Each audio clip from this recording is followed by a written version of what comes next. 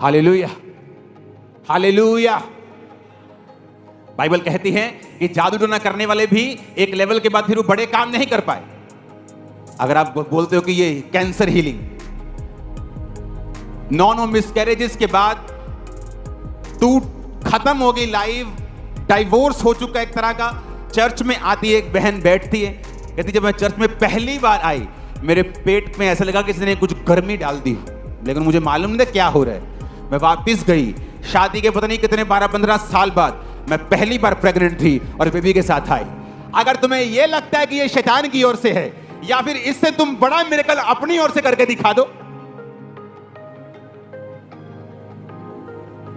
दिल है कि नहीं, तो बोलो ये तो शैतान की ओर से, मैं इससे बड़ा करके दिखाता हूं। तुम्हारी चर्च के मच्छर भी परेशान है भाई साहब, यहां कुछ नहीं हो रहा।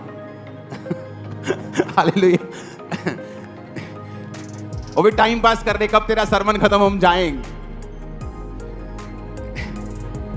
परमेश्वर ने कहा मेरा राज्य बातों में नहीं किसमें है। पौलुस ने कहा तुम्हारा विश्वास मनुष्यों के ज्ञान के ऊपर निर्भर नहीं होना चाहिए, परमेश्वर की सामर्थ्य के ऊपर निर्भर होना चाहिए। अगर तुम ज्ञान की बात करोगे ना, जब दूसरे लोग अपने ग्रंथों को लेके, पोथियों को लेके आएंगे, तुमसे भी बड़े बड़े ज्ञान की बातें पेल देंगे तुम्हें, पर सामर्थ्य को नहीं बता पाए, प्रैक्टिकल नहीं कर पाए। इसलिए पौलुस ने कहा परमेश्वर का जो तुम्हारा विश्वास है परमेश्वर के ऊपर, वो मनुष्यों के ज्ञान के ऊपर नहीं, परमेश्वर की सामर्थ्य के ऊपर निर्भर होना चाहिए, क्योंकि परमेश्वर का राज्य बातों में नहीं है। कहां है? ऊंची आवाज से बोलो सामर्थ्य में, अनॉइंटिंग में। Hallelujah, hallelujah. एक औरत का एक्सीडेंट होता है, हॉस्पिटल में जाती, डॉक्टर देखते हैं, डेड घोषित कर देते, नर्स कहती मैं प्रेयर करती हूं इस पे अनॉइंटिंग ऑयल से। डॉक्टर साहब दोबारा चेक करो। डॉक्टर कहता मैं प्रोफेशनल डॉक्टर हूं, तेरा दिमाग ठीक है, तू भी नर्स है, तू बेवकूफ है क्या? क्योंकि लोगों को लगता है जब औरतें थोड़ा रिलीजियस लाइन में चली जाती हैं पागल हो जाती हैं। उसने कहा नहीं डॉक्टर आप चेक करो, मैंने प्रे की है, मुझे ऑयल मिला था खामरा चर्च से, मैंने प्रेयर किया, अब दोबारा चेक करो। दोबारा चेक किया, धड़कन चल रही थी उसको, उस औरत, और खुद आके टेस्टिमनी देके गई।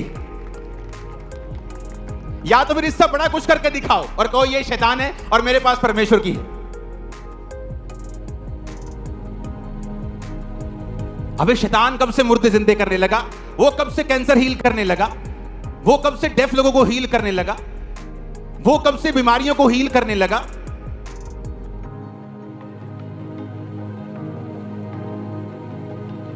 कितनी औरतों की टेस्टिमनी सुनी, बड़े बच्चों का डायपर लगाती थी वो, इतनी बीमार, इतनी रोगी, चर्च में आए, रसौलियां निकली, फिनिश, ब्लीडिंग खत्म, चीजें खत्म। या तो इससे कुछ बड़ा करके दिखा।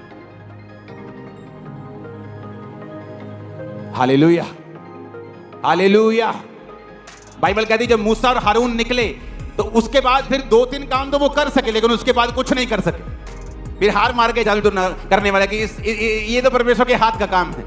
और बाइबल ये भी कहती है उसके बाद हारून ने भी हाथ खड़े कर दिए और परमेश्वर का काम जो मूसा कर पाता था वो हारून भी नहीं कर पाता। परमेश्वर ने रैंक ठहराए हैं। हर पुलिस वाला एसएसपी नहीं, हर पुलिस वाला सिपाही नहीं, हर पुलिस वाला डीजीपी नहीं, हर एक बंदे का रैंक अलग है। अब हर एक बंदे को सेम रैंक से नहीं बुला सकते। आत्मा में भी रैंक हैं। स्वर्ग में जाकर भी वहां पे जो रूहों को बचाने वाले लोग हैं उनके लिए अलग मेंशंस, कोठियां तैयार हैं। सिंपल विश्वासी जो कभी पाप कर लिया, कभी दारू पी ली, कभी पाप कर लिया, उनके लिए क्वार्टर बने हुए वहां है तो स्वर्ग में ही, पर क्वार्टर है। हालेलुया। पर जिन्होंने रूहें बचाई हैं उनके लिए बड़े बड़े फार्म हाउस तैयार हो रहे हैं ऊपर। यीशु ने कहा है अब देख लो फार्म हाउस लेना है ऊपर, ये तो है नहीं कि 40-50 साल रहना है ऊपर, अब सदा के लिए ऊपर रहना है। जब ऊपर चले गए तो वहां दोस्त नरक से तुम्हें तुम्हारी ब्लेसिंग का आनंद लेने के लिए पाप माफी मांगकर तौबा करके स्वर्ग नहीं आ सकता। तुम किसी को बचाने के लिए नरक में नहीं जा पाओगे, यही करना है जो करना है। हालेलुया।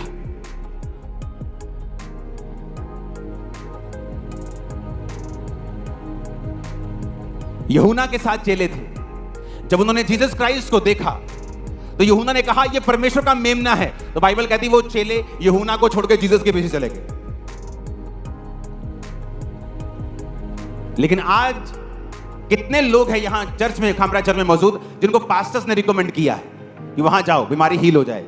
उनको मालूम है कि वहां एक पावर है, मेरे पास वो वरदान नहीं है। और उन्होंने परमेश्वर ने उनकी भी चर्चेस बढ़ाई हैं, क्योंकि उन्होंने वरदान को, उन्होंने परमेश्वर की अनॉइंटिंग को कदर किया है।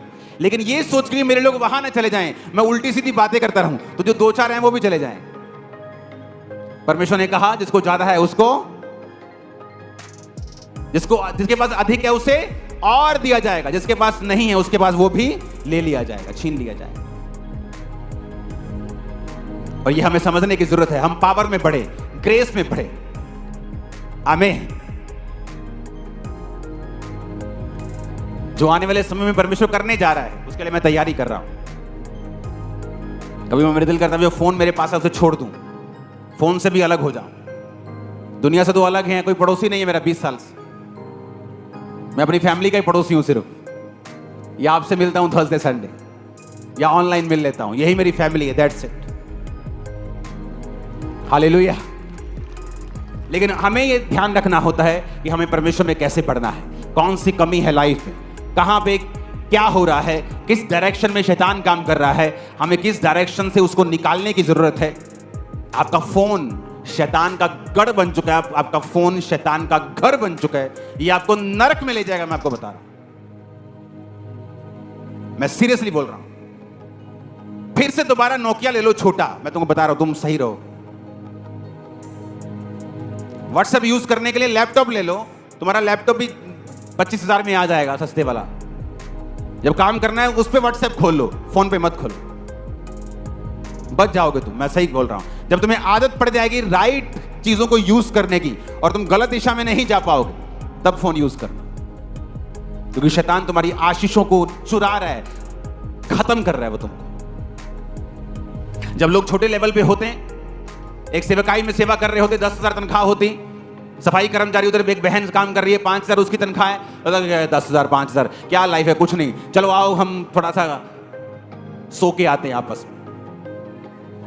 और उन्हें यह नहीं मालूम कि वो तुम्हें इसलिए चर्च में भेज रहा है कि वो तुम्हारे लिए एक स्टार्टिंग पॉइंट है। वहां तुम जाओ, वहां तुम पढ़ो, वहां तुम सीखो, वहां तुम सामर्थ में बढ़ो, पवित्रताई में कुछ साल बिताओ और देखो फिर परमेश्वर कैसे हेवन ओपन करता है तुम्हारे लिए। इसलिए सारी जिंदगी तुम फटीचर लाइफ जियोगे, क्योंकि तुमने कभी पाप के ऊपर फतह नहीं पाई। और जब प्रभु ने तुम्हें मौका दिया, तुमने उस मौके को जीरो कर दिया और परमेश्वर की योजनाओं के ऊपर पानी फेर दिया। तुम एक कैमरामैन हो, तुम एक जॉब कर रहे हो, वो एक टाइम है, क्योंकि तुम चर्च में हो, तुम पवित्रताई में रह सकते हो, तुम प्रेयर में रह सकते हो, तुमने परमेश्वर के कामों को नजदीकी से देखा है, गवाहियों को देखा है। हालेलुया।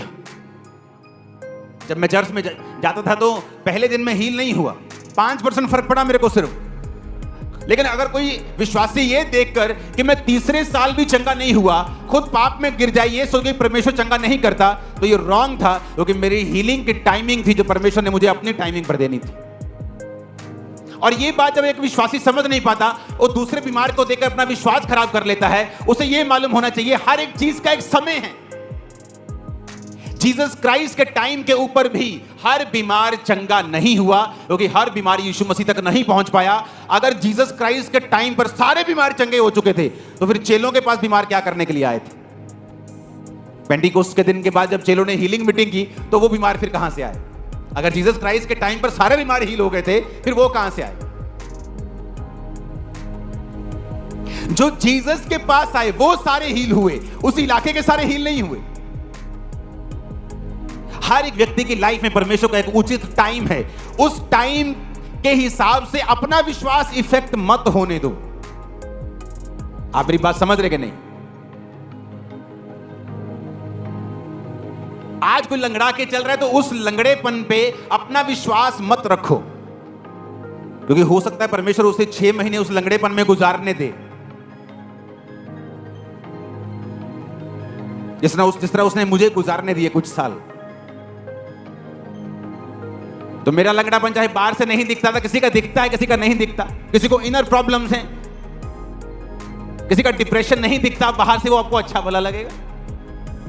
लेकिन उस बेस के ऊपर मैं अपना विश्वास निर्धारित ना करूं, आप सेम नहीं होगे। अगर आप इस तरह से चलेंगे तो अपनी लाइफ को रीडेडिकेट करो, संभालो उसे, देखो उसे, कौन कहां पर शैतान किधर काम कर रहा है, उन चीजों को सेट करो, उन चीजों को सेट करो, प्रार्थना में बढ़ो, परमेश्वर के सामने जाओ, अपनी लाइफ को फिर से फोकस के साथ चलाओ। हालेलुया।